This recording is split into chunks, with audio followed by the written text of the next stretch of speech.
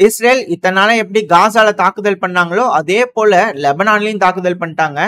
அதுவும் லெபனான்ல வந்து பாத்தீங்கன்னா தாக்குதல் பண்ணிட்டு இருக்கும்போது கேஸ் ஃபெசிலிட்டியை டார்கெட் பண்ணி தாக்குதல் பண்ணிட்டாங்க. இதனால ஒரு மிக பெரும் வெடி விபத்து ஏற்பட்டிருக்கு. பொதுமக்கள் வாழும் பகுதி அதிகமான இழப்புகள் இருக்கு. கிரிட்டிக்கல் இன்ஃப்ராஸ்ட்ரக்சர் உக்ரைன் சொல்ற மாதிரி பொதுமக்கள் வாழும் பகுதி ஹைரேஸ் பில்டிங் எல்லாம் மிக பெரும் சேதத்தை சந்திச்சிருக்கு. அந்த ஃபெசிலிட்டி வந்து பாத்தீங்கன்னா பிரான்ஸோட இன்வெஸ்ட்மெண்ட்ல இருக்கக்கூடிய ஃபெசிலிட்டி. அது மேல தாக்குதல் பண்ணிக்கிறாங்க. இதனால கருத்து மோதல்கள் பிரான்ஸுக்கு இஸ்ரேலுக்கு இருக்குமா அப்படின்னு கேட்டீங்கன்னா வெளிப்படையா இருக்கும். ஆனா உள்ள வந்து பாத்தீங்கன்னா ஒன்னும் பிரச்சனை இல்லப்பா அப்படிங்கிறதோட போயிருவாங்களா. அந்த கிரீமி மாதிரி தான் லேயர் தான், விரட்டுறதெல்லாம் செய்வாங்க, எல்லாம் செய்வாங்க. பட் ஆனா உதவிகள் மட்டும் இஸ்ரேலுக்கு செய்வாங்க அப்படிங்கிறதோட சொல்லப்பட்டு வருது. மறைமுகமா நடக்குதா என்ன அப்படிங்கிறது போல பார்ப்போம். எல்லாம் பல கருத்துக்கள் இருக்கு. ஆனா இது போல இஸ்ரேல் ஒரு மிக பெரும் தாக்குதல் செஞ்சுட்டாங்க. அதுக்கு பதிலடி கொடுக்கும் விதமா கடந்த 24 மணி நேரத்துல 100க்கும் மேற்பட்ட ராக்கெட், 110 120ங்கிறாங்க, 100க்கும் மேற்பட்ட ராக்கெட்ஸ் வந்து பாத்தீங்கன்னா தொடர்ந்து ஃபயர் பண்ணிட்டே இருக்கிறாங்க. வே பை வேவா ஹிஸ்புல்லா இஸ்ரேலோட பல மிலிட்டரி சைட்ஸ் மேலயும் டார்கெட் பண்ணி தாக்குதல் பண்ணிட்டு இருக்காங்க. அது கூடவே இஸ்ரேலோட கேஸ் ஃபெசிலிட்டி மேலயும் தாக்குதல் பண்ண ட்ரை பண்ணிக்கிறாங்க ட்ரோன்களை பயன்படுத்தி. பட் ஆனா அது இடைமறிச்சு தடுத்து நிறுத்திட்டோம் அப்படிங்கிற இஸ்ரேல் தரப்புன்னு சொல்லிக்கிறாங்க. பட் ஆனா இது தொடர்கதையா நடந்துகிட்டு தான் இருக்கும் அப்படிங்கிற மாற்று கருத்துல. இந்த கேஸ் ஃபெசிலிட்டியை டார்கெட் பண்றதுங்கிறது ஒன்றும் புதுசு இல்ல. அதாவது இப்ப இஸ்ரேல்ல நடந்துட்டு இருக்கு அப்படிங்கும்போது இந்த தாக்குதல்கள் வந்து பாத்தீங்கன்னா இந்த ஜிமினி ஐலாண்ட்ல இருக்கு இல்லையா, அந்த அதுக்கு பக்கத்துல இருக்கக்கூடிய கேஸ் ஃபெசிலிட்டிஸ் அதெல்லாம் ரஷ்யாவோட கட்டுப்பாட்டுக்குள்ள இருக்கு. இப்ப அந்த பகுதியிலயும் வந்து பாத்தீங்கன்னா தாக்குதல் நடந்துட்டு இருக்கு. அதை யார் கட்டுப்பாட்டுக்குள்ள வச்சுக்க போறாங்க அப்படிங்கிறதுக்கான சண்டை நடந்துகிட்டு இருக்கு. பிளாக் சீலயும் சண்டை, இங்கேயும் சண்டை. அடுத்தது இஸ்ரேல் வேற என்ன சொல்லிக்கிறாங்க, நாங்க ஈரானை பெருமளவுல தாக்குதல் பண்ணுவோம் அப்படிங்கிற சொல்லிக்கிறாங்க. மிரட்டல்கள் விட்டுட்டே இருக்கிறாங்க. ஈரான் என்ன சொல்லிக்கிறாங்க, எங்க மேல தாக்குதல் பண்ணுன்ற பட்சத்துல அரபுலக நாடுகள் யாரெல்லாம் அமெரிக்காவுக்கு உதவி பண்றாங்களோ அவங்க மேல தாக்குதல் பண்ணுவோம் அப்படின்னு இருக்கிறாங்க. சோ இதுல இருக்கக்கூடிய விஷயங்கள் என்ன அப்படின்னா, இஸ்ரேல லெபனான் கூடயும் காசா கூடயும் சண்டை அடிச்சுக்கிட்டு இருக்காங்க.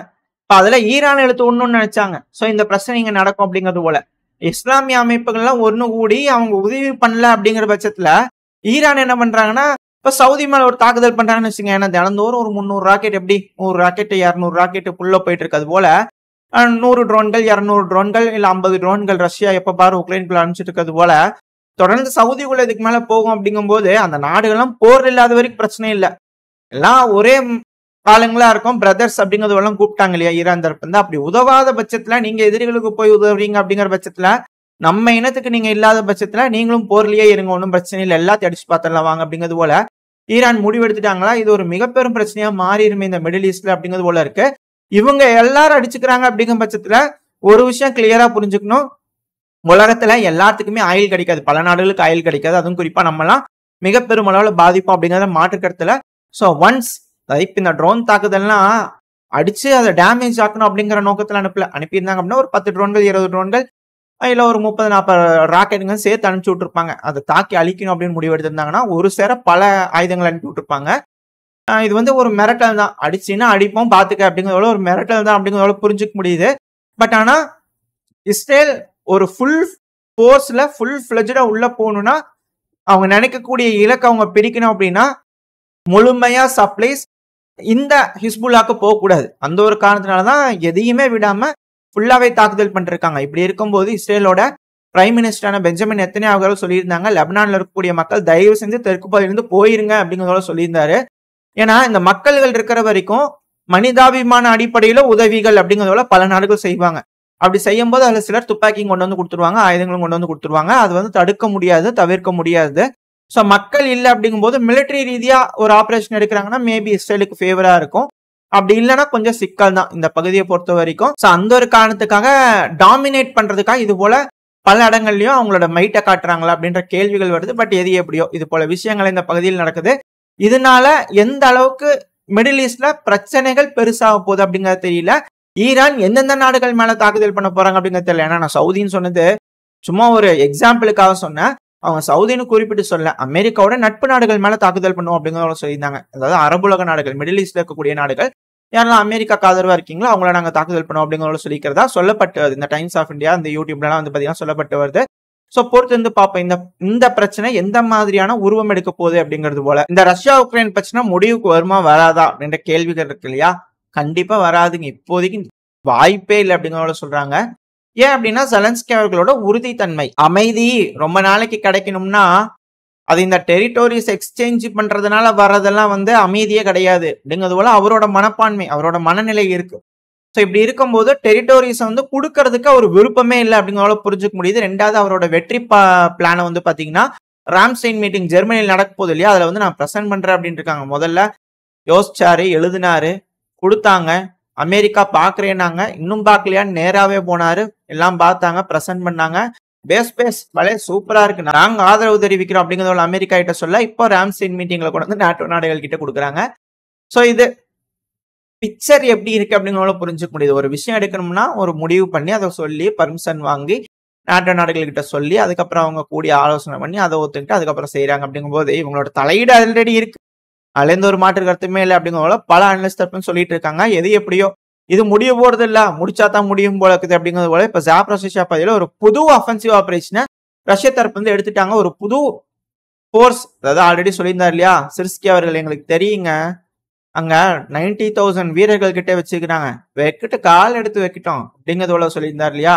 சோ என்ன செய்ய போறாங்க சிர்ஸ்கி அவர்கள் அப்படிங்கிறத நம்ம பொறுத்து இருந்து பார்த்தலாம். எந்த அளவுக்கு இழப்புகள் உக்ரைனுக்கு ஏற்பட போது, இல்ல ரஷ்யர்கள்னா ஐயோ வேண்டாம் நம்ம வேற கிரகத்துக்கு போயிடலாம் அப்படிங்கிறதோட ஓடிடுறாங்களா, ஏன்னா ஸ்லாவா உக்ரைன் இல்லையா, என்ன நடக்க போகுது அப்படிங்கறத பொறுத்து இருந்து பாத்துருவோம்.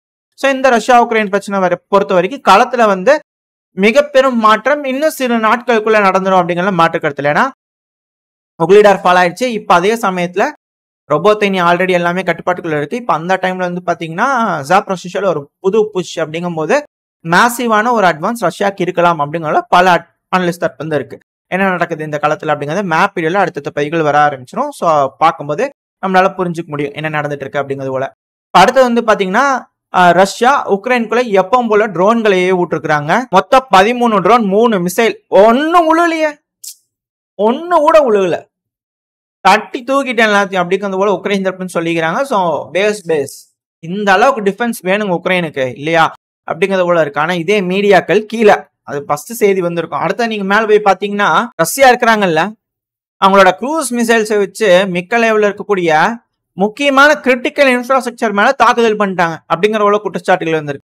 நீங்க எல்லாம் தடுத்துட்டு நீங்க எப்படி அப்படிங்கிறத தெரியல. மேபி இது வேற வேவா இருக்கும், அந்த வேவ் வந்து தடுத்துட்டாங்க, இது வேற வேவா இருக்கும் அப்படிங்கிறத நம்ம புரிஞ்சுக்கலாம்.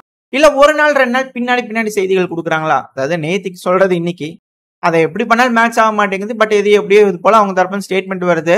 ஆனா மீடியாக்கள் வந்து பல இடங்களில் வெடி சத்தங்கள் கேட்டதா சொல்லப்பட்டது. அதுவும் உக்ரைனோட கேபிட்டலான கீவ் ஒப்லாஸ்ட்ல நேத்திக்கெல்லாம் வந்து பாத்தீங்கன்னா பல இடங்களில் வெடி சத்தங்கள் கேட்கறதா சொல்லப்பட்டது. அதுவும் உதிரி புயலாம் வந்து பாத்தீங்கன்னா பல இடங்களில் விழுந்திருக்கு அப்படிங்கிற சொல்றாங்க. அதனால இழப்புகள் இருக்கு அப்படிங்கிறது போல சொல்லாம சொல்லிட்டு இருக்காங்களா அப்படிங்கிற கேள்விகள் வருது. பட் ஆனா தாக்குதல்களை மூடி மறைச்சிட்டு இருக்காங்க அப்படிங்கிற மாற்று கருத்து இல்ல. இப்ப அதே போல வந்து பாத்தீங்கன்னா ரஷ்யாக்குள்ளேயும் தாக்குதல் பண்ணிக்கிறாங்க. ரஷ்யா 3 ட்ரோன்களை தடுத்து நிறுத்தினோம் அப்படிங்கிறது போல சொல்லிக்கிறாங்க. ஆனா அங்க இருக்கக்கூடிய லோக்கல் சோர்ஸும் சில இடங்களில் வெடிசத்தங்கள் கேட்டதா சொல்லப்பட்டு வருது.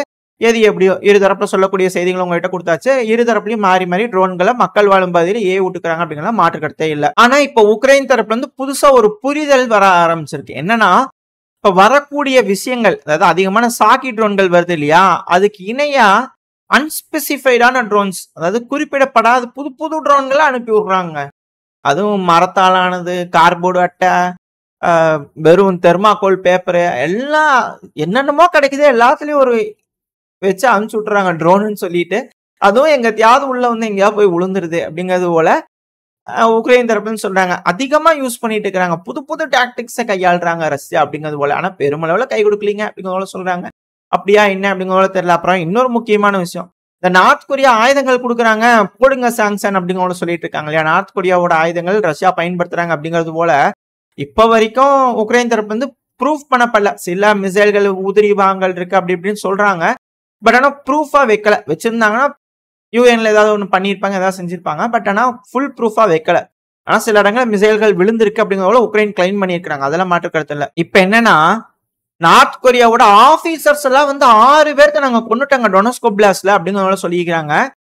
எங்க நார்த் கொரியால இருந்து ஆபீசர்ஸ் இன்ஸ்ட்ரக்டர்ஸ் எல்லாம் வரமாட்டாங்க ரஷ்யாக்கு, அங்கிருந்து மெர்சனரிஸ் வேணா வருவாங்க.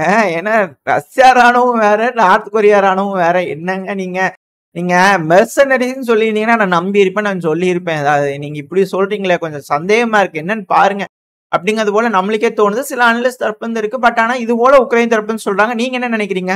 நார்த் கொரியால இருந்து ஆபீசர்ஸ் இன்ஸ்ட்ரக்டர்ஸ்லாம் ரஷ்யாக்குள்ள வருவாங்களா அப்படிங்கிறது போல உங்களோட கருத்துக்கள் என்ன அப்படிங்கிறத கமெண்ட் செக்ஷன்ல சொல்லுங்க. பட் எது எப்படியோ இது போல குற்றச்சாட்டுகள் உக்ரைன் தரப்புல இருக்கு. இதனால என்ன மாதிரியான நடவடிக்கைகள் சாங்ஷன்கள் நார்த் கொரியா மேல போட போறாங்க. ஏன்னா நார்த் கொரியாவோட அதிபர் வேற சொல்லியிருந்தார் சமீபத்துல, யாராவது எங்களை தாக்குதல் பண்ணா லொத்துன்னு தூக்கி அணுவாயத்தை மண்டையில ஓட்டுரும் அப்படிங்கிற சொல்லியிருந்தாரு இல்லையா. ஒருவேளை இருக்குமோ அப்படின்ற சந்தேகங்களும் இருக்கு.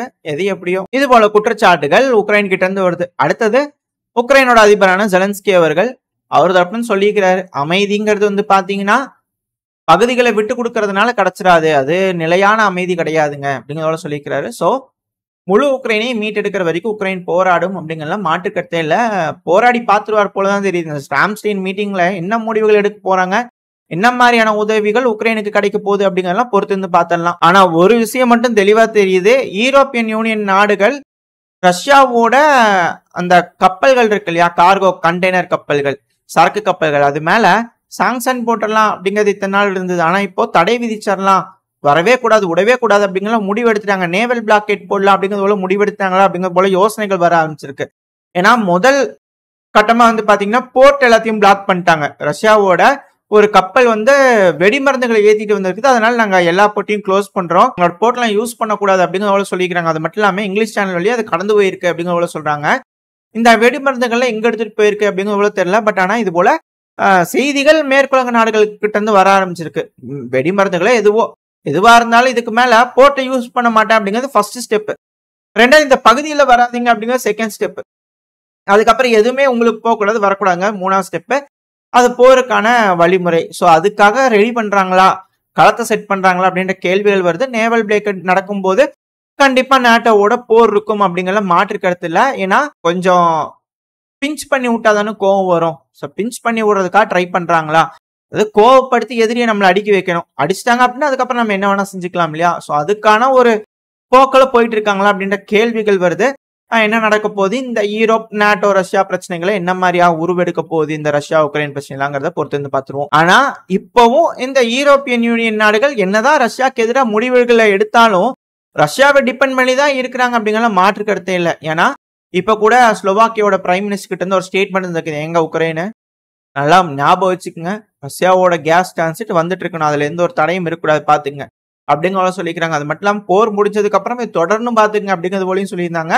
எல்லாரும் போரோட முடிவு பத்தி பேசினாங்க. ஆனா இந்த ராம்ஸ்டெயின் மீட்டிங்க்கு அப்புறம் இது பெருசாகுமா அப்படின்ற கேள்விகள் இருக்கு. பொறுத்து வந்து பார்த்தலாம். இதோட இந்த பதிவு நான் முடிச்சுக்கலாம். இந்த பதிவு எப்படி இருந்துச்சு, உங்களுக்கு பிடிச்சிருக்கா, பிடிச்சா லைக் பண்ணிட்டு உங்க ஃப்ரெண்ட்ஸ் அண்ட் ஃபேமிலியோட ஷேர் பண்ணிக்கோங்க. அது கூட மறக்காம இந்த பதிவு பத்தி உங்களோட கருத்துக்களை கமெண்ட் செக்ஷன்ல சொல்லுங்க. இந்த பதிவு நல்லா இருக்குன்ற நம்பிக்கையில அடுத்த பதிவில் உங்களை சந்திக்கிறது வரைக்கும் ஸ்டே சேஃப், பை பை.